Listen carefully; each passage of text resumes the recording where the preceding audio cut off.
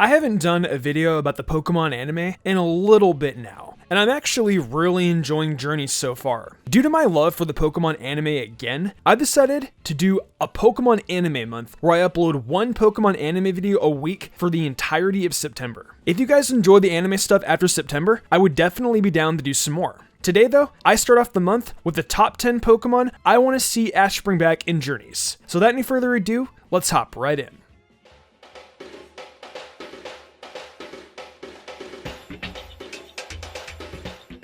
Starting off this list is none other than our little comedian dragon, Gibble. We have not seen Gibble in quite some time actually, and a long while ago, I wrote a what if on what would happen if Ash were to get his Gibble again. The what if sparks a lot of its characteristics as a goofball, but it also shows the true potential of how a pseudo-legendary Pokemon should be. Oh, and yeah, Gibble evolves into a pseudo-legendary. You can't tell me no one has ever wanted Ash Ketchum to own a pseudo-legendary. Hang on, I got ya. We got Dragonite now, but remember how cool Gibble can be. Plus the comedic aspect of it, dropping Dracos, is actually really hilarious. I would love for there to be some kind of relationship between Gibble and Go. I can imagine Go just running away from the Dracos and the other Pokemon joining around. We need another funny Pokemon to join the ranks again. That cute and funny Pokemon should definitely be Ash's Gibble. I'm also going to be that guy and say, I don't want it to evolve into Garchomp. The comedic shtick that Gibble provides us is too great for any powerhouse evolution.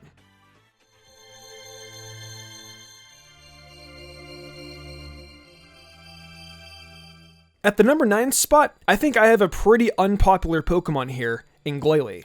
I may be hard on Glaily personally, but when it comes to Ash's in the anime, I'm actually more on the side of giving it more spotlight. His Glaily has actually shown to be a pretty useful asset, so it's super surprising that Ash never really took advantage of it outside of the Ruby and Sapphire series. Ash almost used it in Diamond and Pearl because he knew how powerful it could be, but decided not to in the end because he thought the power alone wasn't enough to win his match against Conway. While Ash did in fact beat Conway without the aid of Glaily, I still think it would have been pretty useful in any of his matches afterwards. But nope, he just decided to leave it be. We've only seen it in the reunion photo in black and white since then. I get that they want to show off the new generation's Pokemon in the anime, but now since it's kind of a travel between all regions show, this is the perfect opportunity to give older and powerful Pokemon a chance to shine once more. So come on, bring Glaily back.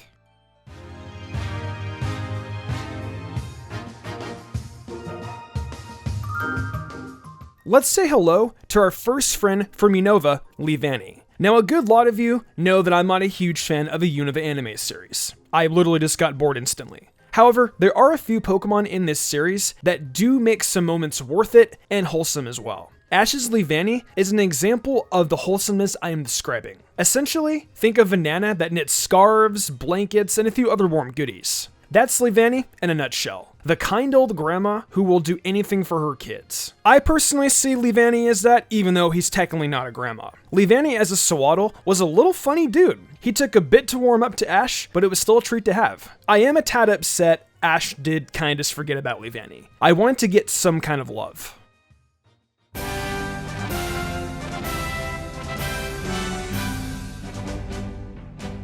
Next up, we have a not so long forgotten friend, this time around being Ash's Incineroar. This Incineroar in particular is what made me ease up on my hatred for the bipedal tiger, and actually decided to give it a fair chance. Seeing how Litten lived and watching the grief it experienced, and then eventually having it evolve into a powerful Incineroar that could stand on its own, was definitely one of my favorite plotlines for one of Ash's Pokemon. I mean, in addition to that strong bond they have, it's just a powerhouse, so it would be great for Ash to just use. I know this might not really be the most exciting or deeper entry on this list, but it is what it is. Sometimes the heart wants what the heart wants.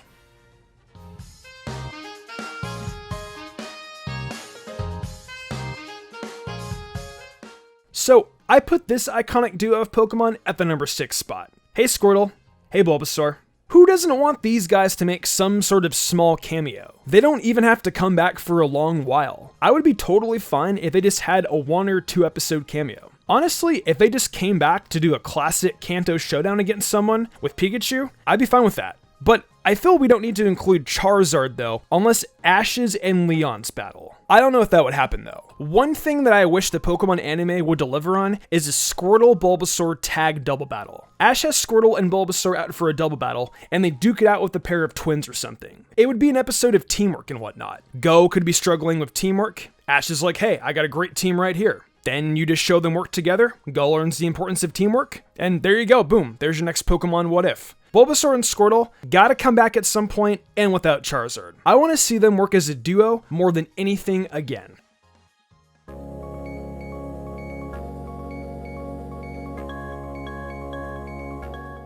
Starting off the first half of the list, we have another returning member from the Alola arc of Pokemon being Ash's Rowlet. Don't worry, Sun and Moon haters, this will be the last Pokemon to make the list from the Gen 7 anime, so there will only be older Pokemon from here on out. So, why Rowlet?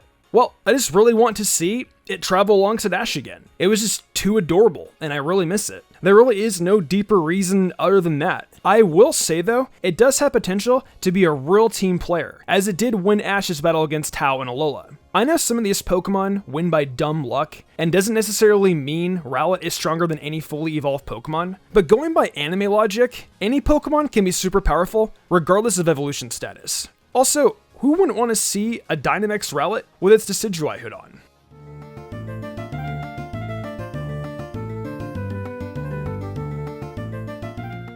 Okay, I'm gonna be honest, I don't know a whole lot about Crocodile, but I want to learn more about it. I have heard it was Ash's strongest Pokemon on his Unova team, and I have also heard it has a Shades fad going on. It seems very friendly and very funny, and I would love to experience it. I might even just suck it up and watch the entire Unova anime, because I want to learn more about Crocodile. I would also love to experience it in Journeys after I watch Unova fully. I've seen some parts, but not all. But from the parts that I have seen, Crocodile was really cute and it was really hilarious to watch. Crocodile is a Pokemon I would definitely love to see Ash interact with again. Also, the bond that Ash and Crocodile had, along with Crocodile's shades, it just makes my ground shake, and I really want to come back.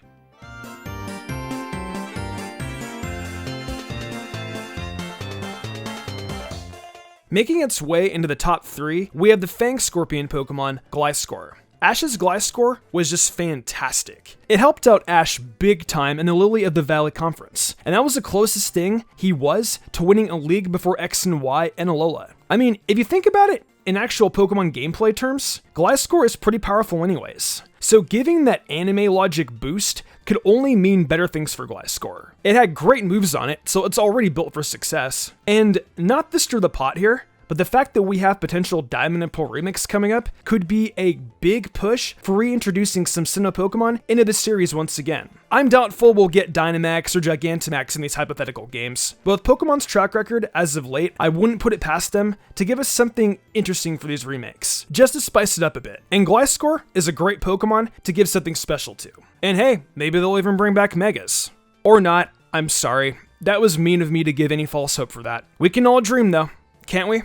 Anyways, I think with how many things are shaping up, we could potentially see the return of some Sinnoh favorites, and I'm all for it.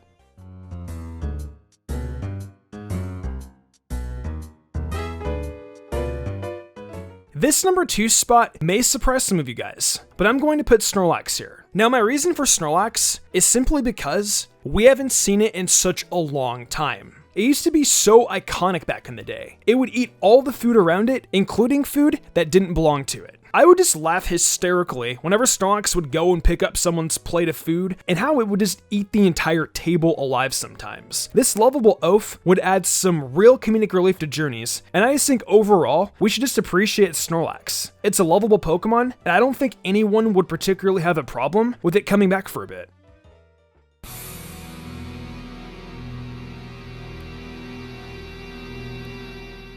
So here we are at the number 1 spot, and I'll just cut right to the chase. I think the Pokemon that is most deserving of returning to the Pokemon anime to be on Ash's side is none other than Infernape.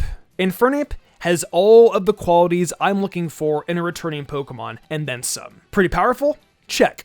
Close bond with Ash? Check. Potential tie-in with Diamond and Pearl Remix? Big check there. I really feel like the stars are aligning in the Pokemon world when it comes to this lovable monkey making its return to the silver screen. There are so many routes the anime could go with the storyline that I'm getting hyped just thinking about it. Think about this. Ash brings back Infernape, one of his most powerful Pokemon, to enter the World Coronation Series. The strongest trainers in the world all gather here for their shot at taking Leon's spot at the top.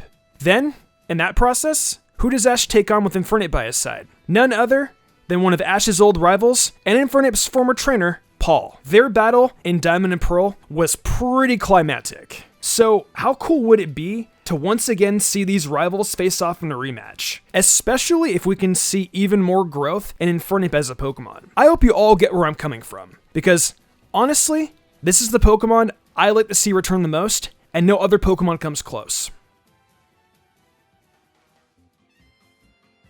Well, that's going to do it for this top 10. I hope you all did enjoy this list, as I really wanted to think of both Pokemon that I personally wanted, but also Pokemon that had an actual chance of returning. What'd y'all think though? Did you agree with me on my choices? Or were there others you'd rather see return? Definitely let me know in the comments below, as I'm really interested in what you all have to say. If you enjoyed the video, why not leave a like and subscribe to my channel with notifications on, that way you never miss an upload. If you want to support me further, consider following my Twitch, where I stream all sorts of games from Pokemon to Fire Emblem to Zelda and much more. I also have an anime channel called MysticSage, where I do anime reviews, rankings, and countdowns. So if you're interested in that kind of content, go ahead and check that out as well. If you want to support me even further and gain cool perks, check out my Patreon. These lovely people have all given me their support over there, and I couldn't be more grateful to them. I think I'm gonna wrap this up though. I'm Mystic Umbreon, and I will see you in the future for more awesome Pokemon content.